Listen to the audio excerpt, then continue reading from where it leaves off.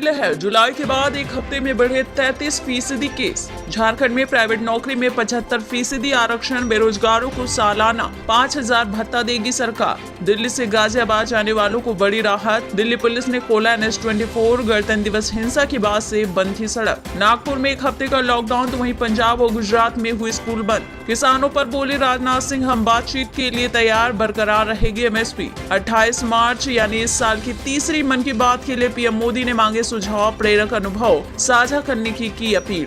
योगी सरकार को हाईकोर्ट का झटका, पंचायत चुनाव में आरक्षण 2015 के आधार पर। एनकाउंटर में जैश मोहम्मद का टॉप कमांडर सज्जाद अफगानी ढेर। शुभेंदु अधिकारी ने ममता बनर्जी के नामांकन पर जताई आपत्ति, कहा 6 मामलों को एफिडेविट में छुपाया। और उत्तर प्रदेश विधानसभा चुनाव के लिए लड़ेंगी BSP, मायावती, नहीं होगा गठबंधन।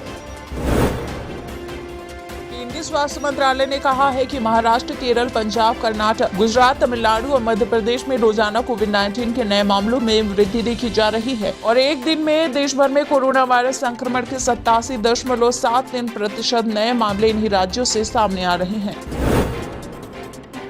यूपी की योगी सरकार PM किसान सम्मान निधि की 8वीं किस्त होली से पहले ही राज्य के 2.42 करोड़ किसानों के खाते में भेज सकती है। मेघालय के राज्यपाल सत्यपाल सिंह ने केंद्र के नए कृषि कानूनों का विरोध कर रहे किसानों का पक्ष लेते हुए PM मोदी और गृह मंत्री अमित शाह से किसानों को नाराज नहीं करने की गुजारिश की। संयुक्त किसान मोर्चा ने किसानों से कृषि कानूनों का विरोध कर रहे प्रदर्शन स्थलों पर कोई भी परमानेंट स्ट्रक्चर न बनाने का अनुरोध किया है। अब दिल्ली के शेल्टर होम में कई ऐसे लोग हैं जो दूसरे चरण की टीकाकरण की प्रक्रिया में शामिल हो सकते हैं और टीका लगवा सकते हैं। NGO ऐसे लोगों का रजिस्ट्रेशन करवाने में मदद कर रहा है। राजधानी दिल्ली समेत 7 अन्य राज्यों पर केंद्रीय जांच एजेंसी आतंकी संगठन ISIS से जुड़े कई लोगों के खिलाफ छापेमारी कर रही है। वही सूत्रों के मुताबिक ये छापेमारी दिल्ली के जाफराबाद इलाके, केरल के कोची और बेंगलुरु में चल रही है। विदेश मंत्री S जयशंकर ने भारत की आलोचना करने वालों को हिपोक्रेट बताया और कहा कि देश के लोकतंत्र की स्थिति पर हमें किसी से सर्टिफिकेट नहीं चाहिए। मसूरी के सेंट जॉर्ज स्कूल स्थित गॉलवे कॉटेज में कोरोना वायरस के कई नए मामले सामने आने के बाद जिला प्रशासन ने इसे कंटेनमेंट जोन घोषित कर दिया है। वहीं आदेश में कहा गया है कि यहाँ पूरी तरह से लॉकडाउन लगा रहेगा। मक्कल निधि मय्यम के प्रमुख कमल हासन की कार पर एक युवक ने कथित तौर पर हमला कर दिया। हासन चुनाव प्रचार के बाद यहां एक होटल में जा रहे थे, तभी ये घटना घटित हुई। पंजाब के पठानकोट में एक पाकिस्तानी ड्रोन भारतीय क्षेत्र में तो घुस गया, लेकिन जब सीमा सुरक्षा बल के जवानों ने उसे देखा तो उसकी दिशा में गोलीबारी की तो वो वापस लौट गया। उत्तर प्रदेश पुलिस ने पॉपुलर फ्रंट ऑफ इंडिया के कथित ट्रेनिंग कमांडर को गिरफ्तार किया है। पुलिस ने इसकी जानकारी दी।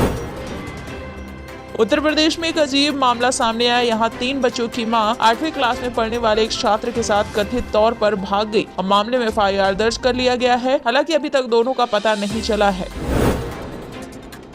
अमेरिका के राष्ट्रपति जो बाइडेन ने कहा है कि 4 देशों की सदस्यता वाले क्वाड समूह के नेताओं के पहले डिजिटल शिखर सम्मेलन में सब कुछ अच्छा रहा। ऐसा लगता है कि सभी को एक अच्छा समझौता लगा।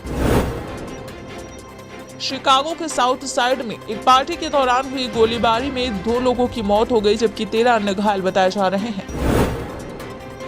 कांग्रेस सांसद राहुल गांधी ने केंद्र की नरेंद्र मोदी सरकार के सरकारी संपत्तियों के निजीकरण करने के फैसले की कड़ी आलोचना की और कहा कि ये सरकार बनाना नहीं, बेचना चाहती है।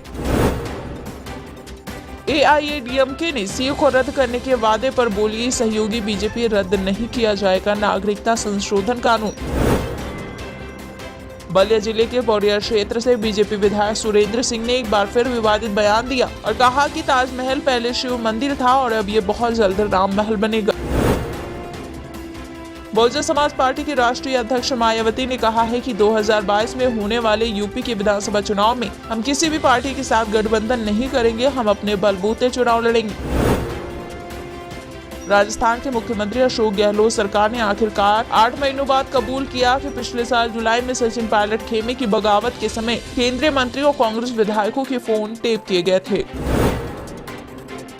मध्य प्रदेश में लगातार बढ़ते कोरोना संक्रमण को देखते हुए सख्ती लगाए जाने पर विचार किया जा रहा है। मुख्यमंत्री शिवराज सिंह चौहान ने कहा कि मैंने टीम को नाइट कर्फ्यू समेत कोरोना प्रसार को रोकने वाले अन्य जरूरी कदमों पर चर्चा के निर्देश दिए हैं।